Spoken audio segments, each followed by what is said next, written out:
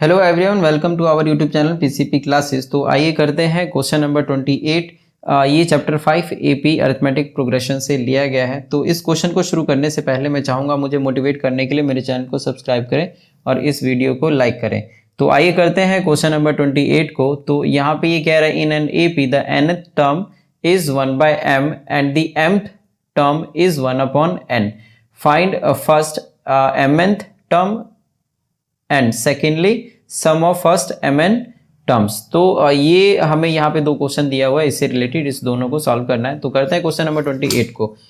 तो यहाँ पे सबसे पहले ये कह रहा है कि जो n टर्म है, nth टर्म है, ये 1/m है और जो mth टर्म है, mth टर्म, ये हो जाएगा 1/n। तो यहाँ पे सबसे पहले हमें a1 और d निकालना होगा, फिर उस दोनों क्वेश्चन को सॉल्व करना होगा। तो सबसे पहले जैसे यहाँ पे an is equal to 1/m दिया हो, तो अगर हम इसके लिए अगर हम फॉर्मूला लगाए तो ये हो जाएगा first term a1 plus n minus 1 into d is equal to 1/m। और इसी तरीके से अगर हम इसके लिए अगर निकालें, ये हो गया इक्वेशन 1। अगर am is equal to 1/n है, इसमें फॉर्मूला अगर हम लगाते हैं तो ये आ जाएगा, एक बार मैं लिख लेता हूँ इसको एक बार और, am is equal to 1/n। अब इसके लिए अगर हम फॉर्मूला लगाएंगे तो a1 plus m minus 1 into d is equal to 1/n। तो यहाँ पे जो a1 और जो d है, ये फर्स्ट टर्म और ये कॉमन डिफरेंस है, तो इसे ऊपर मेंशन करना पड़ेगा कि let a1 be the first term and d be the common difference. तो मैं यहाँ पे इस क्वेश्चन को डायरेक्ट कर रहा हूँ। तो यहाँ पे a1 plus m minus 1 into d is equal to 1/n है, ये सेकेंड इक्वेशन हो गया। तो अगर हम इसको सब्ट्रैक्ट करते हैं फर्स्ट में से सेकेंड को, सब्ट्रैक्टिंग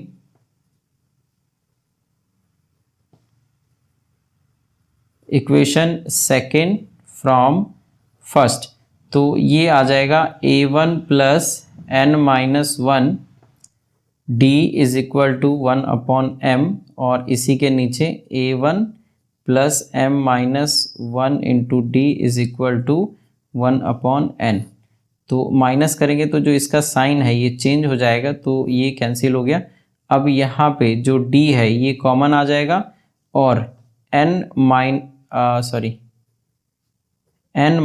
1, ये वाला जो n माइनस 1 है, फिर माइनस m और माइनस माइनस प्लस, तो ये आ जाएगा minus m plus 1 is equal to, यहाँ पे है 1/m माइनस 1/n।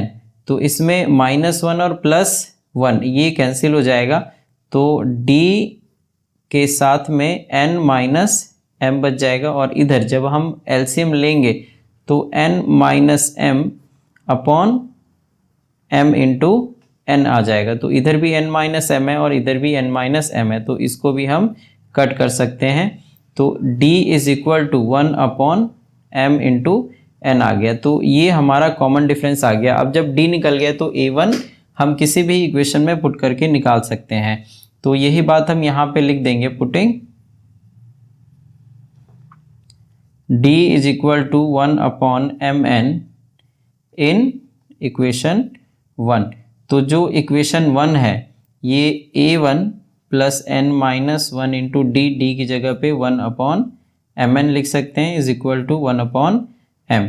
तो जब हम इसे मल्टीप्लाई करेंगे तो a1 प्लस मल्टीप्लाई करने के बाद में ये आ जाएगा, n को 1 से किया तो n/mn माइनस इस 1 को इसके साथ करेंगे तो 1/mn is equal to 1/m।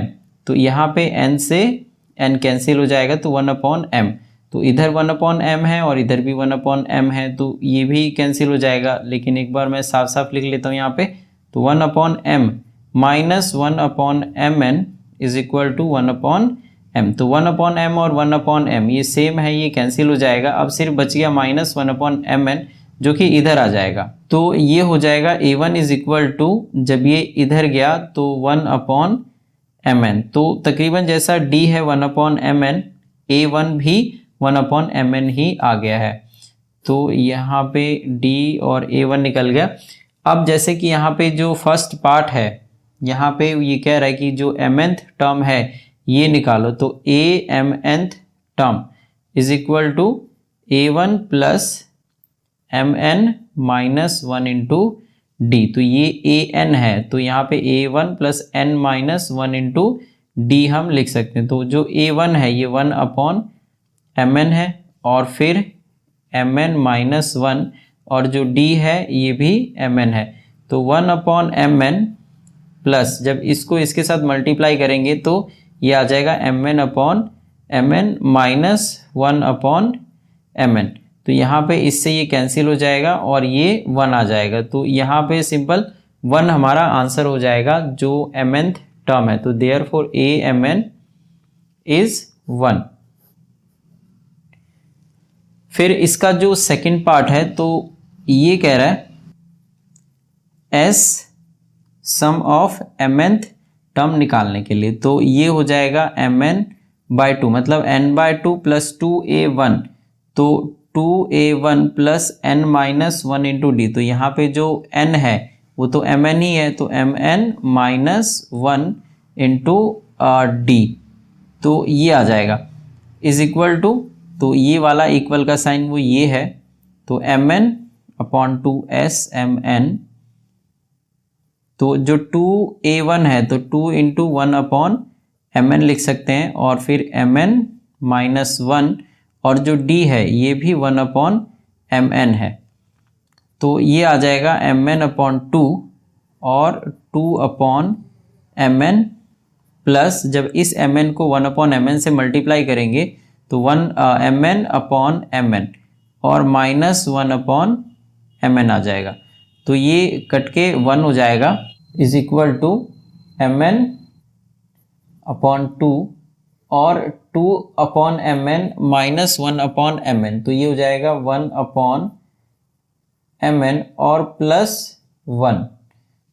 तो जब हम इसको मल्टीप्लाई करेंगे यहाँ पे तो या फिर हम अगर अंदर एलसीएम ले लेंगे और जो बचेगा उसे बाहर से सॉल्व करेंगे तो ये आ जाएगा एम एन अपॉन टू और one plus m N upon total में एम एन।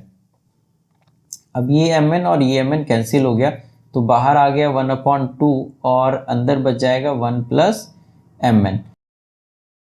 तो जो यहाँ पे एस एम एन टर्म है इसको मैं एक बार और लिख लेता हूँ, एस एम एन टर्म। तो ये आ जाएगा वन अपॉन टू मतलब sum of M n terms.